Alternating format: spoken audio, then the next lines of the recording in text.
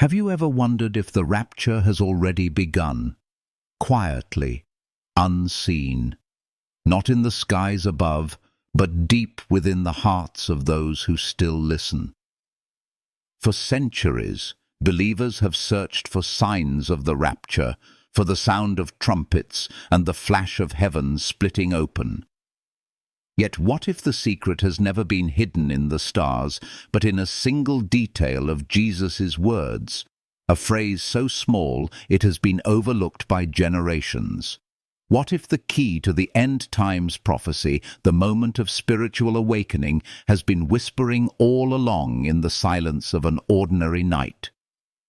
The Bible tells us, "Two shall be in one bed, one will be taken and the other left." It sounds simple, almost too ordinary, yet within this verse lies a divine mystery, the rapture sequence revealed not by thunder, but by stillness. Why did Jesus speak of that night, and not of a great storm or earthquake? Why does heaven move when the world sleeps? Has something sacred been hidden in plain sight, waiting for the watchful soul to notice? In this video, you will discover the hidden order of the rapture, a timeline written not in fear, but in divine rhythm. You will understand why God's greatest movements often begin in silence, why the midnight cry has already started echoing in the hearts of those who are awake, and how the spiritual night around us is not a threat, but a calling to prepare. Together, we will uncover the gentle, powerful truth that the rapture begins inside, not with noise, but with discernment, not with spectacle, but with surrender. So as you listen, let your heart rest. Let every word wash over you like light breaking through the longest night. Perhaps you've felt that strange restlessness lately, the sense that something is shifting in the unseen. Maybe it isn't anxiety at all. Maybe it's the cry at midnight calling you to rise. If these words stir something within you, tell me in the comments, have you heard that inner cry?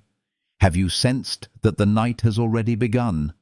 Like this message, share it with someone you love, and subscribe so together we can keep walking through the hidden truths of God's Word, where silence speaks louder than thunder, and where every heartbeat may already be part of the divine countdown. There is a sacred power hidden inside ordinary words, words we have read 1,000 times but never truly seen. Jesus spoke them gently, yet they hold the weight of eternity. That night, just 2 simple words, but within them lies the key to the rapture sequence, the secret to spiritual awakening, and the true beginning of God's quiet movement on earth. Why did he not say that day? Why not describe a time of thunder, chaos, or war? Instead, he chose night. In Scripture, night has never been just the absence of sunlight. It is the moment when the soul is tested, when distractions fade, and what is hidden in the heart rises to the surface. Night is the language of the unseen. It is the space between yesterday and tomorrow, where heaven often speaks in whispers rather than storms. When Jesus said, "In that night, 2 shall be in one bed, one will be taken, the other left," he revealed more than an event. He revealed a condition of the soul. The rapture would not come like a cinematic explosion, but like the breaking of dawn within the spirit. It would be a separation of light and darkness, of those who are awake and those who only appear to be. Look around. The world is bright with noise, yet dark in spirit. We scroll endlessly, but our hearts grow quiet and cold. We chase moments, not meaning. That is the spiritual night Jesus spoke of, The time when everything seems normal, when laughter and lights fill the cities, but something deep inside humanity feels empty. People go to church, sing songs, post verses online, yet the inner flame flickers weakly. It is the night of distraction, the night of comfort that numbs discernment. But in that very darkness, God moves. When the world sleeps, heaven begins to write its most powerful chapters. Throughout history, the Lord has always acted in silence before the sound. Before Noah's flood came, there was a stillness, a long, ordinary period where nothing seemed wrong. Before Sodom burned, the city laughed. Before Christ rose, there was a silent tomb and a sleeping world. This is how God works, not with panic, but with purpose. He moves like a surgeon in the dark, separating what must live from what must die, not to destroy, but to heal. The night is not punishment, it is preparation. When you feel the quiet heaviness in your soul, the restlessness that no entertainment can satisfy, that is not despair, that is your spirit hearing heaven's whisper. A young woman once wrote in her journal, "I don't know what's wrong. I have everything, friends, career, comfort, but I feel something calling me at night." That, beloved, is what Jesus meant. The cry begins in the quiet places of your own heart. It is a spiritual call that says, "Wake up, the bridegroom is coming." The Bible says, "At midnight there was a cry, behold, the bridegroom comes." Midnight, the darkest point of the night. Isn't that beautiful? Just when everything seems motionless, heaven whispers, "It's time." The midnight cry isn't a sound of fear, but a sound of love, calling the bride to rise. The rapture is not about escape, it's about reunion. And yet, not everyone hears it. Jesus didn't say the cry woke everyone, only those who were prepared, those whose hearts were already leaning toward him. That means the rapture sequence doesn't begin in the clouds, it begins in the conscience.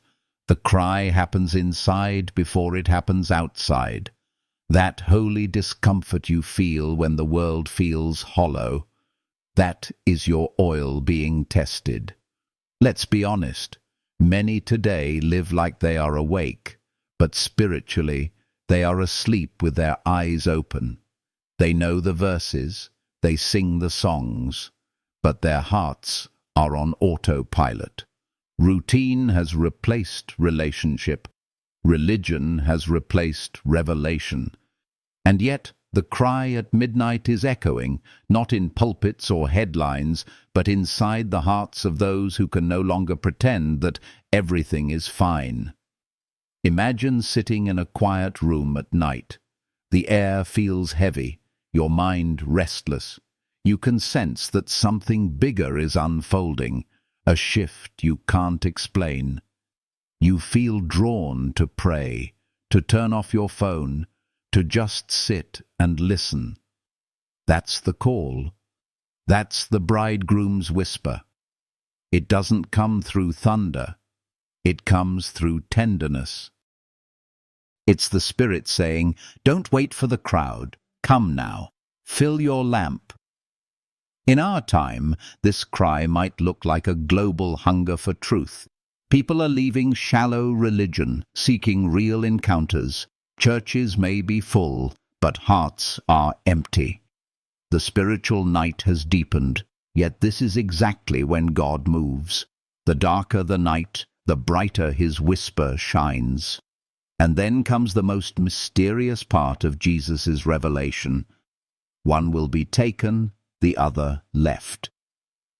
For years, people imagined this as an apocalyptic moment of chaos. But look closely. Jesus described two people side by side, doing ordinary things.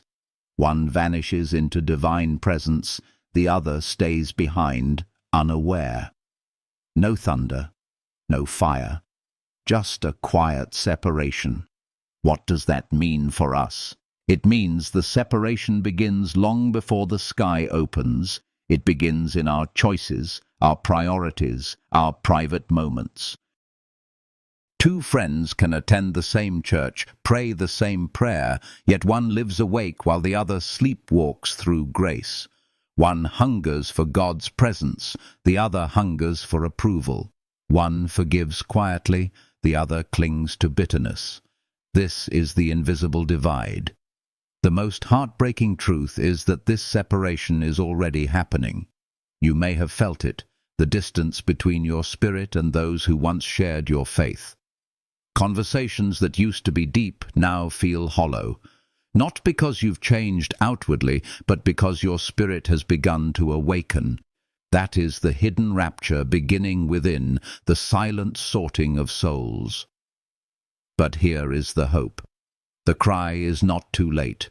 The door is not yet closed. Jesus' message was never meant to terrify, but to transform. He was saying, if you can still hear me, there's still time. The rapture is not a deadline. It's an invitation. It's heaven saying, wake up, beloved, before the morning breaks. The truth is, we are all living in that night. The wars, the confusion, the moral numbness, it's all part of the spiritual sleep Jesus described. But the same darkness that hides also protects. It is the place where faith grows without applause. If you've ever felt unseen while doing the right thing, if you've ever prayed in silence wondering if God noticed, He did. You were filling your lamp with oil while the world scrolled past you. So, how do we live in this night? Not by fear, but by focus. Not by panic, but by preparation. When others chase noise, we must chase stillness. The oil of readiness is found in the smallest acts of faith, choosing forgiveness over resentment, choosing prayer over distraction, choosing hope over cynicism. Every small act adds another drop of oil to your lamp. Let me tell you about a man named Caleb. He worked long hours, rarely missed church, but his heart felt dry. One night, while scrolling through endless videos, he saw a verse flash across the screen. Watch, therefore, for you know not the hour. Something pierced him. He turned off his phone, knelt beside his bed, and said softly, Lord, I'm tired of sleeping. That night, his life changed, not outwardly, but inwardly. Peace came, not noise. Clarity came, not chaos. That's how the rapture begins, not in the clouds, but in the chambers of the heart. Beloved, maybe that's where you are now. Maybe you've been feeling that invisible pull, that unexplainable stirring. You're not crazy. You're being called. The night is not meant to destroy you. It's meant to reveal you. The same God who moves in silence will one day split the skies, but for now, He whispers. And every whisper is a chance to wake up. So before we move forward, ask yourself gently, what kind of night are you living in? The night of distraction or the night of devotion? The world is waiting for loud signs, but heaven is waiting for quiet hearts. The greatest miracle isn't the trumpet that will sound, it's the soul that still listens in the dark. If this message touches something deep within you, share it. Leave a comment below. Have you felt that subtle restlessness, that inner cry that you can't explain? Do you believe the rapture begins within, in the silence of faith? Let your thoughts flow. Because when you speak from your heart, heaven listens. The night may feel long, but it is holy. It's not the end. It's the awakening before dawn. And just beyond this silence, the cry grows louder, calling every weary soul to rise, to fill their lamp, and to be ready. Because when the bridegroom steps through the veil, only those who kept the flame alive in the night will see the morning. There comes a moment in every believer's journey when silence becomes a message, when restlessness becomes a language of heaven. It is the midnight cry, the call that doesn't echo through the skies but through the chambers of the soul. It is not a trumpet of war, but a whisper of awakening. And those who hear it are never the same again. When Jesus spoke of the cry at midnight, he wasn't describing chaos. He was describing mercy. The world may tremble under the weight of its confusion, but heaven's voice always comes softly, like light sneaking through a crack in the door. The midnight cry is the last call before the dawn, the divine heartbeat before the final separation. It is the voice that says, "Behold, the bridegroom is coming." For centuries, people have expected this moment to come with visible wonder, flashing skies, trembling earth. But the end times prophecy begins in an invisible way. It begins with a stirring inside, a longing that can't be silenced. That's why so many today feel a strange discomfort they can't name. They think they're tired, burned out, lost in routine. But in truth, it's the spiritual awakening Jesus promised, the cry at midnight sounding within their hearts. Have you felt it lately? That quiet ache at the edge of peace, that unspoken thought that says, "There must be more." That, beloved, is not anxiety, it's invitation. God is calling his children to rise, to fill their lamps with oil, to awaken before the morning comes. The cry always comes before the movement. In the days of Noah, the warning came long before the rain. In the days of Lot, the angels whispered before the fire fell.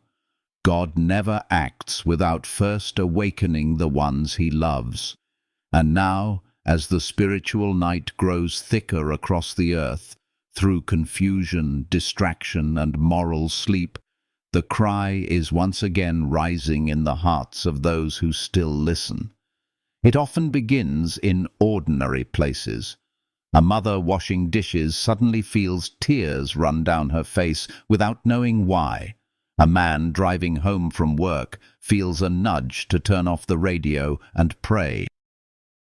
A teenager scrolling through endless noise suddenly pauses at a single verse that pierces his heart. These are not coincidences. They are the signs of the midnight cry, subtle but powerful. The Bible doesn't say the cry woke everyone, only that it came. Only the watchful rose. Only those with oil had light to move. The others, though religious, though well-meaning, were caught unprepared. This is the hidden mystery of the rapture sequence. The separation begins before the trumpet sounds. It begins when some hearts awaken and others don't. We live surrounded by people, friends, co-workers, even family, who share our world but not our awareness. Two people can be side by side, yet live in completely different realities. One listening to heaven, the other lost in noise. This invisible distance is what Jesus meant when he said, "One will be taken, the other left." The great separation doesn't start in the skies, it starts in the spirit. This truth can feel heavy, but it is also filled with love. God separates not to punish but to protect. He removes his children from the grip of a sleeping world. The tragedy is that many will still be physically near but spiritually far, unaware that the divine clock has already begun to move. I once met an old man named Samuel, a quiet believer who never sought fame or recognition. Every morning, before the sun rose, he would sit by his window and pray for the world. He told me once, "You can tell what hour it is in heaven by the weight in the air. When I feel the world getting darker, I know it's time to light another candle." He smiled gently. "That's all the cry is. It's heaven asking for more light." His words never left me. Because the midnight cry is exactly that. God asking his people to burn brighter when everyone else sleeps deeper. The cry is not meant to frighten us. It's meant to awaken us to love. It is a healing sound, not a fearful one. It's the sound of mercy reaching into the deepest shadows and saying, "Wake up, beloved, you're still in time." But after the cry comes something even more sacred, the separation. It's not loud, it's not dramatic, it's deeply personal. It happens in conversations that no longer connect, in dreams that no longer satisfy, in friendships that drift apart because one heart is chasing eternity while the other clings to earth. This separation can hurt. You may feel misunderstood, isolated, even lonely. But remember, so did Noah when he built the ark in silence. So did Lot when he walked away from a city of comfort. So did Jesus when he prayed alone while his disciples slept. Loneliness is often the sound of God setting you apart.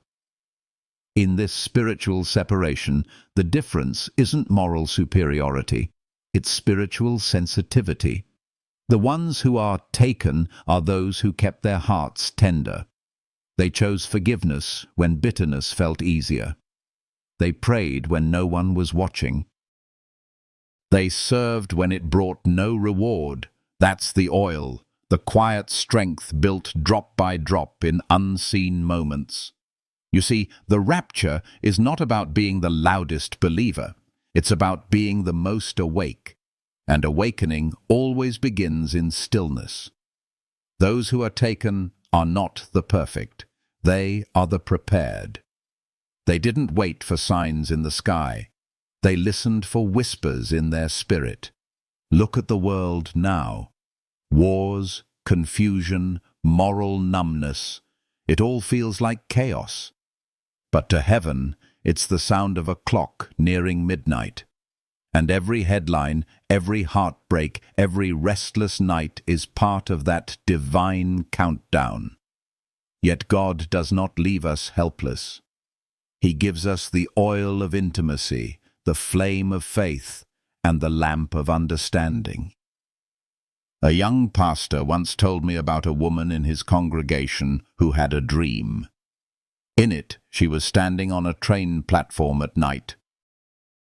The loudspeaker announced the final boarding call, but most people around her were too busy talking, laughing, scrolling on their phones. The train began to move slowly, almost silently. She ran to the door, climbed aboard, and looked back to see the faces of those who didn't notice it leaving. When she awoke, she said, "I think I just saw the spiritual rapture, the moment when readiness meets timing." That is exactly how Jesus described it. The great separation isn't random, it's rhythmic. It happens in the silence between seconds, in the stillness between breaths. Heaven doesn't shout, it selects. And the ones who are chosen are those who have already chosen him long before. But let's pause here, because this truth carries both comfort and challenge. It comforts those who have been waiting faithfully, who feel unseen in their devotion. But it challenges those who live half awake, believing there's still time to fill their lamps later. The lesson is simple yet eternal. The cry comes before the movement, the oil must be gathered before the door closes, and the night is not for sleeping but for shining. Every small act of love, every silent prayer, every moment of surrender is another drop of readiness. Beloved, if you feel like you're living in that night right now, confused, tired, longing for clarity, take heart. You are exactly where God begins his greatest work. He is not asking for perfection, he is asking for attention. The cry is calling you to rise, to forgive, to return, to love deeply again. And if you've been hurt by people drifting away, don't lose hope. Separation doesn't mean rejection, it means direction. God is moving you toward those who share your flame, toward those whose hearts burn with the same light. Some chapters must close so new ones can open under divine timing. The great separation is not about who's better, it's about who's awake. It's about who carries the heartbeat of heaven in a world that no longer listens. And maybe, just maybe, this message found you because you are part of those who are meant to hear it. Let these words settle in your spirit. You are not left behind. You are being drawn closer. The darkness around you isn't proof of absence, but evidence of approach. The bridegroom is near. The night is not forever. So as this message reaches your heart, I ask, do you feel the cry? Do you sense the gentle division between what once was and what's coming? Have you noticed relationships fading, interests changing, priorities shifting? Perhaps it's not confusion. Perhaps it's calibration. Heaven is adjusting your frequency to hear the final call. Leave a comment below if this resonates within you. Have you felt this invisible shift in your spirit? Do you believe the rapture begins long before the trumpet, in the hidden places of your own soul? The night is deep, yes, but so is the love of God. And as the cry grows louder, as the separation becomes clearer, remember this one truth. The darker it gets, the closer he is. Hold your lamp steady. Keep your oil flowing, because even now, in the silence of the spiritual night, heaven is preparing to move, and those who are awake will see the dawn first. There is a quiet heartbreak hidden inside the great separation, the invisible distance that grows between hearts once bound together by faith, friendship, or love. You may have felt it. Conversations that used to flow now feel heavy. Laughter that once healed now echoes hollow. The world calls it change, but heaven calls it spiritual alignment. It is not cruelty that divides us, it is calling.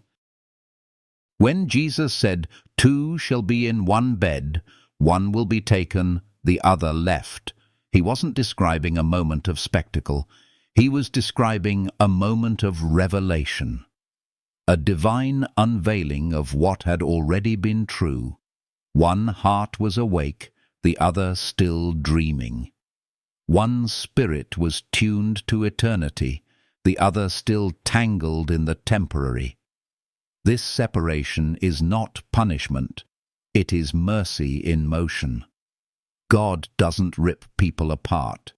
He gently releases what no longer walks toward his light. He is too kind to let you stay attached to what keeps you asleep. That's why you may feel the slow unraveling of certain bonds or the sudden clarity that some paths can no longer run parallel. It hurts, yes, but it heals deeper. The truth is, not every hand can hold you when heaven calls your name. Some will love you for who you were, not for who you're becoming. The spiritual awakening always carries this silent cost. The price of clarity is detachment. When your soul starts to rise, not everyone can breathe your air, but do not grieve what fades. Every release makes room for what is real.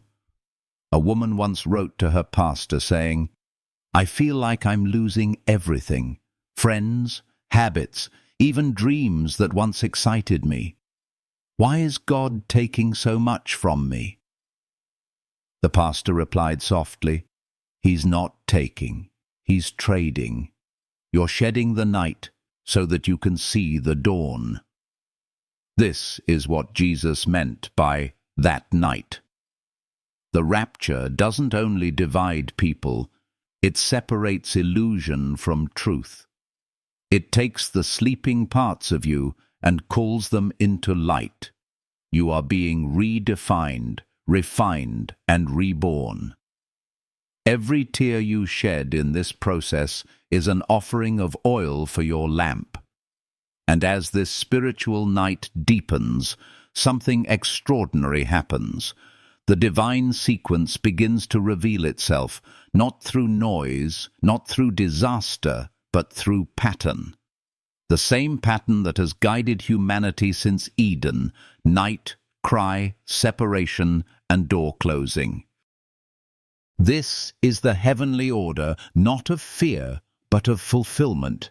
Night, the time of testing; cry, the call to awaken; separation, the drawing of boundaries between light and dark; door closing, the sealing of destiny.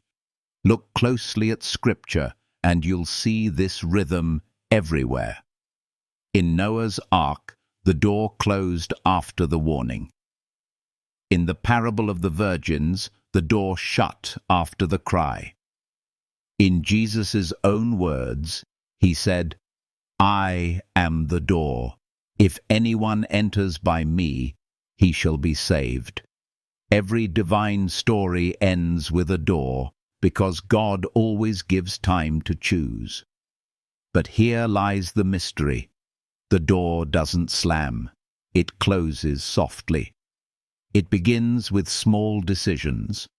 A missed prayer here, a postponed act of love there. Little by little, hearts drift into sleep, unaware that the moment to awaken is passing. That is why Jesus said, "Watch, for you know not the hour." The spiritual rapture begins with awareness. The closing door begins with distraction.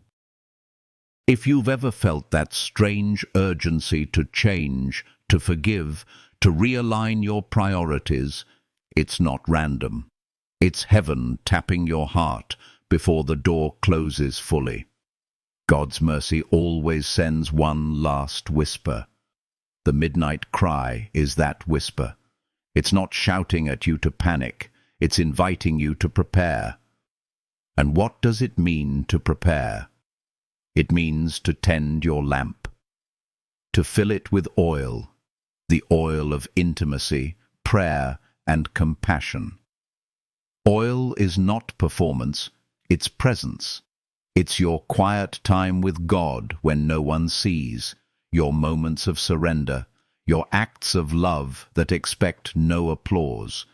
The oil cannot be borrowed, shared, or faked. Each drop is formed through time spent in stillness with the divine. There's a story of a young man named Elias, who used to chase every spiritual trend, new sermons, new conferences, new prophecies, but his heart stayed restless. One day, after losing everything he thought made him spiritual, he sat under a tree and prayed, "God, I don't want fire from heaven. I want you." That night, he felt peace for the first time. That peace became his oil, and it never ran out again. That's the secret Jesus tried to reveal. The oil of readiness is not collected through effort, but through intimacy. You don't prepare for the rapture by running faster. You prepare by resting deeper in God's presence. The world teaches us to achieve. Heaven teaches us to abide. The wise virgins weren't wiser because they worked harder. They were wiser because they stayed connected longer. They didn't light their lamps when everyone else did. They had oil in reserve because their devotion wasn't seasonal. Their hearts didn't flicker with the trends of faith. They burned quietly through the night. Beloved, the same is true for you. Your oil is in the moments you think no one notices. When you forgive instead of fight. When you stay kind in a cruel world. When you trust God while you're still waiting. That is readiness. The rapture sequence is not a sudden event for the watchful. It's a continuation of a lifestyle already aligned with heaven. The door may close for the distracted, but it opens wide for those whose lamps still glow. And if your light feels small tonight, don't despair. The smallest flame still breaks the largest darkness. God doesn't measure brightness. He honors endurance. Keep your flame alive, even if it flickers. I remember meeting a widow named Ruth who lost her husband after 40 years of marriage. She told me, "Every night I light a candle by the window, not for him, but for me, to remind myself that love still burns even when life feels dark." That candle became her prayer, her oil, her offering. She said, "I think this is what Jesus meant by keeping the lamp lit until he returns." Her story is a parable of faith. Because readiness is not about perfection, it's about persistence. It's about refusing to let despair extinguish devotion. And that is the heart of the healing message of the rapture. That even in the longest night, God sees the flicker and calls it faithful. We often imagine the end times as frightening, but in truth, it is the beginning of renewal. It is God separating not just people, but illusions, lies, and limitations. He is removing everything that cannot stand in his light. When the door closes, it's not to imprison, it's to protect. Inside the ark, there was peace while the storm raged outside. Inside the lamp's glow, there was direction while darkness swallowed the world. So ask yourself tonight, are you inside the peace or outside the noise? Are you tending your flame or waiting for someone else to lend you theirs? These are not questions of fear, they are questions of love. Heaven longs to find you ready, not because he demands it, but because he desires you. Maybe this message is finding you in a weary season. Maybe you've been stretched thin by life's demands, struggling to pray, wondering if your small faith still matters. Hear this. God counts every quiet moment of endurance as oil in your lamp. You are not unseen. The bridegroom has noticed every tear you've prayed through, every act of forgiveness you gave, every silent yes when the world shouted no. That's your preparation. When Jesus spoke of the door closing, he wasn't speaking of despair, but destiny. Every ending in God's plan carries the promise of new beginning. For the watchful, the closing door is not the end, it's the threshold into glory. And so, as we stand in this prophetic hour, the question is not when the trumpet will sound, it's whether our hearts are awake when it does. Because readiness is not about predicting time, it's about redeeming time. Every breath, every moment, every act of love counts. If these words touch your heart, pause for a moment. Feel the stillness, that quiet stirring inside you. That's the cry. That's the reminder that the night is not endless, that the door is not yet shut, that the oil can still flow. Let it comfort you, heal you, and call you back to peace. And when this message ends, I invite you to share in the conversation below. Tell me, Have you felt this divine pull, this spiritual realignment, this unseen preparation unfolding in your life? Do you believe the rapture is not a moment to fear, but a journey of love awakening? Your story might awaken someone else's lamp, because in the end, that is what the rapture sequence truly is. Not an escape, but a homecoming. A return of the soul to its maker. A divine whisper saying, "The night is over, the bridegroom is near, and the light you've carried in secret will now guide you home." So keep your flame alive, beloved. The night may be dark, but dawn always follows the faithful. And when the cry comes again, you will not tremble. You will rise, radiant, ready, and at peace. When the long night finally begins to fade, and the first light of dawn brushes against the horizon, something sacred happens inside the soul. The world is still quiet, yet heaven seems to hum with unseen life. The air feels softer, lighter, as if creation itself takes a deep breath. This is what it means when the rapture sequence reaches its silent crescendo. Not the chaos of endings, but the still beauty of awakening. The spiritual night is not punishment. It was preparation. It was in the darkness that your roots grew deep, that your lamp learned how to burn without applause. And when the midnight cry came, though others slept, your heart stirred. You may not have understood it at first. That restlessness that wouldn't leave, the ache that no comfort could soothe. But now you see, it was heaven calling your name through the quiet, shaping you for the moment the bridegroom would come. God's ways have always been wrapped in stillness. He moves not in the earthquakes of fear, but in the gentle wind of grace. He speaks not through thunder, but through whispers only the watchful can hear. The rapture has never been about escape. It has always been about intimacy. It is not God taking you from the world. It is God calling you closer to his heart. So if you've felt weary, if your faith has flickered, if the waiting has felt too long, hear this truth. The waiting was never wasted. The same God who watches over galaxies has been watching over your midnight prayers.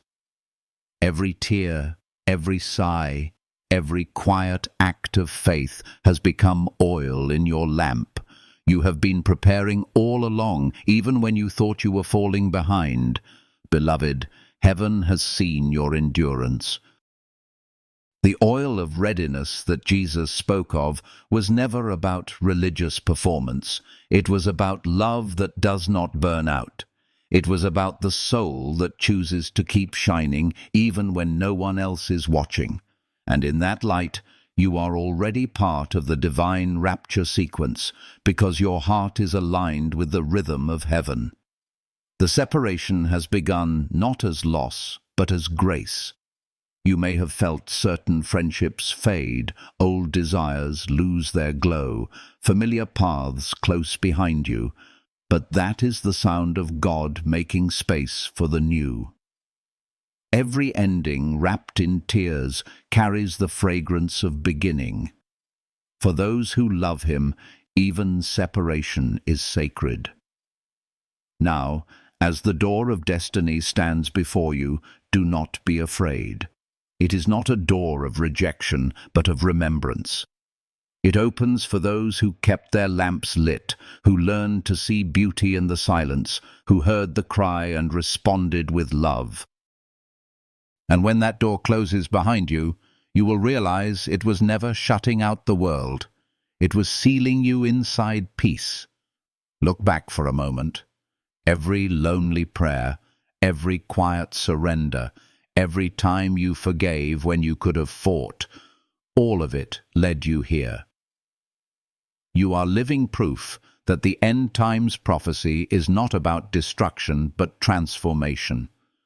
The same God who said, "Let there be light," is still speaking light into your soul right now. This is your hope. No matter how dark the world becomes, light always wins. The night can cover the earth, but it cannot silence the song of the faithful. You carry a spark of eternity within you, a flame no storm can extinguish. Keep that flame alive.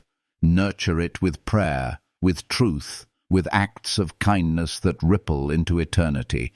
That is how we prepare for his return, not through fear, but through faithfulness. Imagine it for a moment.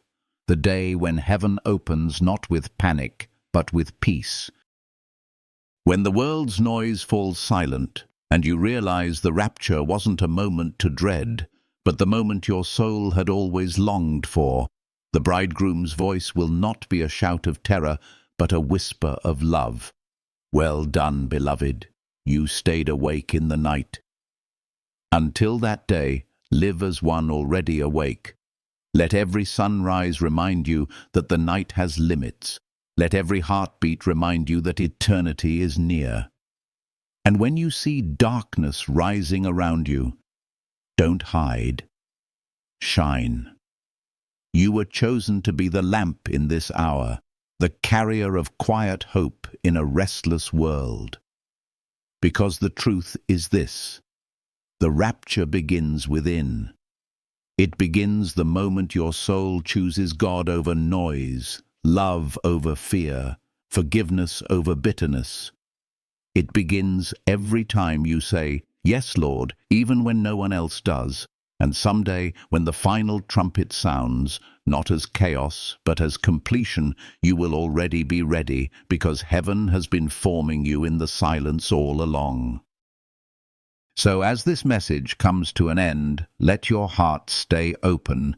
Let peace settle where worry once lived.